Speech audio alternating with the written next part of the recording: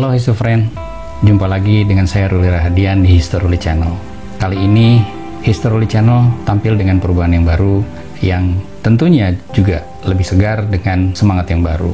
Historuli Channel tetap akan mengulas kisah-kisah yang menarik seputar sejarah. Tujuannya adalah agar para Histofriend lebih mengenal sejarah kita dan apa yang terjadi di balik, baik itu bangunan, cerita, kisah, figur yang terkait dengan sejarah. Saya bukan ahli sejarah, tapi saya sangat menyukai sejarah karena saya yakin dengan kita menguasai sejarah atau kita mengetahui sejarah, tentunya kita akan selalu memperbaiki diri kita agar tidak mengulangi berbagai kesalahan yang telah kita lalui dan kita dapat belajar dari sejarah untuk mengoreksi kehidupan kita agar lebih baik ke depan. Sebelum kita mulai masuk ke kisah episode ini, silakan klik tombol subscribe dan juga jika cerita ini menarik, silakan untuk di-share kepada teman-teman dan dapat memberikan like serta komen jika ada sesuatu yang perlu dikoreksi atau sesuatu yang perlu ditambahkan.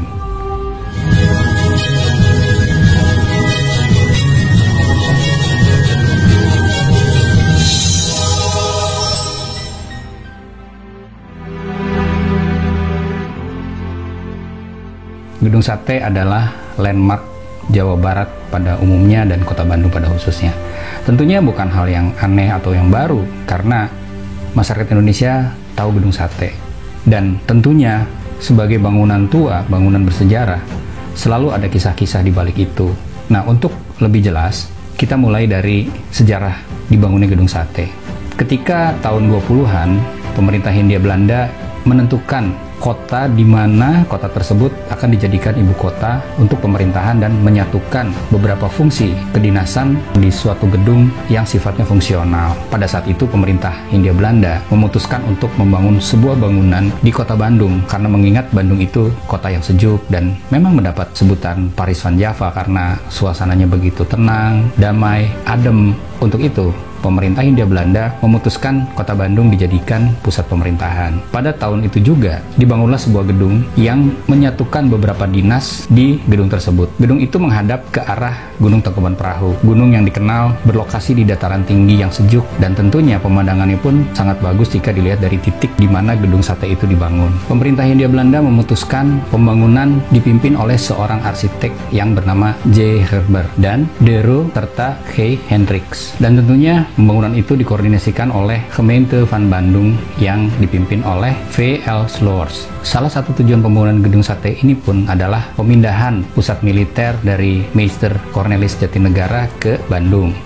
Bangunan yang dirancang secara serius ini memadukan arsitektur antara arsitektur Eropa dengan arsitektur lokal yang juga menghasilkan bentuk-bentuk yang unik karena adanya perpaduan antara Eropa dengan arsitektur lokal. Keunikan gedung ini pun tercermin dari beberapa bagian yang menggambarkan gaya-gaya arsitektur yang khas seperti misalnya secara umum bangunan ini menggunakan konsep bangunan Renaissance Itali. Kemudian pada jendelanya mengadop gaya Moor Spanyol serta atapnya menggunakan gaya arsitektur pura di Bali. Ada pula kelokalan yang unik dari arsitektur ini adalah bentuk simetris pengulangan-pengulangan yang mengambil dari konsep-konsep Islam dan konsep Hindu. Dan satu hal lagi yang menjadi keunikan gedung ini adalah adanya penangkal petir di atas Gedung Sate yang berbentuk seperti sate. Dan pada tahun 1924 masyarakat sekitar sudah menyebutnya rumah sate. Seiring waktu berjalan, akhirnya orang-orang menyebutnya sebagai Gedung Sate yang hingga saat ini gedung tersebut dikenal dengan sebutan Gedung Sate.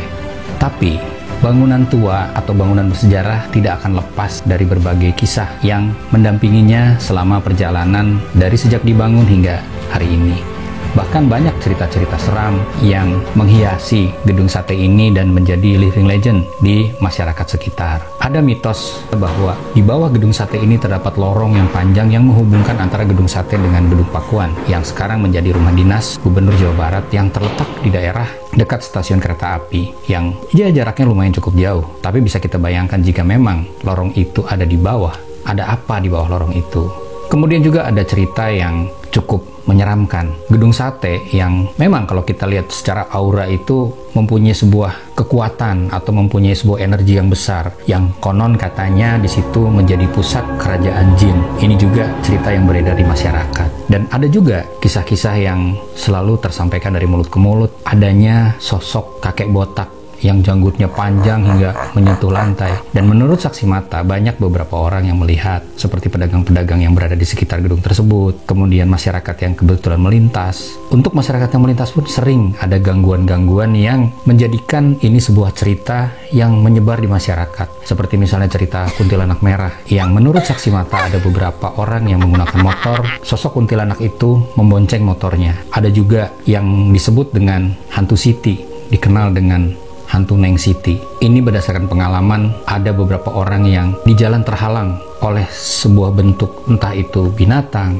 ataupun apapun, tapi menurut kesaksian dari orang-orang yang pernah mengalaminya, ketika membawa kendaraan, baik mobil maupun motor, ada seekor binatang yang berbentuk seperti unggas. Ketika dihampiri, tiba-tiba berubah menjadi satu sosok perempuan yang menurut cerita itu katanya Neng Siti. Dan menurut cerita dari pedagang-pedagang di sekitar gedung sate tersebut, katanya pernah ada korban tabrak lari yang kini dikenal dengan hantu Neng Siti. Kemudian ada juga kisah yang terkait dengan masalah perjuangan bangsa. Pada saat itu ada 7 orang pemuda gugur di depan gedung sate. Di depannya kini berdiri sebuah prasasti yang menjelaskan cerita kejadian tersebut. Menurut cerita, sesuai dengan kejadian sebenarnya, dari ke-7 jenazah tersebut, 3 orang sudah dipindahkan ke Taman Makam Pahlawan Cikutra, Bandung. Tapi yang 4 konon masih tertanam di depan gedung sate tersebut. Dan banyak kisah-kisah yang terkait dengan peristiwa yang menyebabkan 7 pemuda tersebut menjadi korban. Dan tentunya pemerintah Hindia Belanda pun sudah menata lingkungan dengan sedemikian apik dan sudah menanam beberapa pohon yang kini masih ada di lokasi gedung sate tersebut.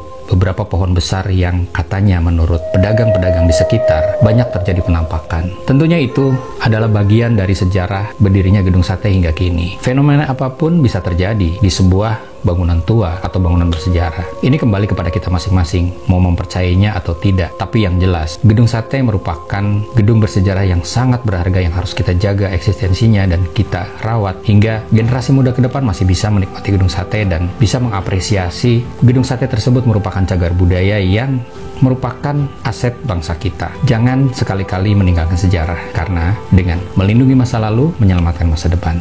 Saya Ruli Rahadian, sampai bertemu di kisah yang lain.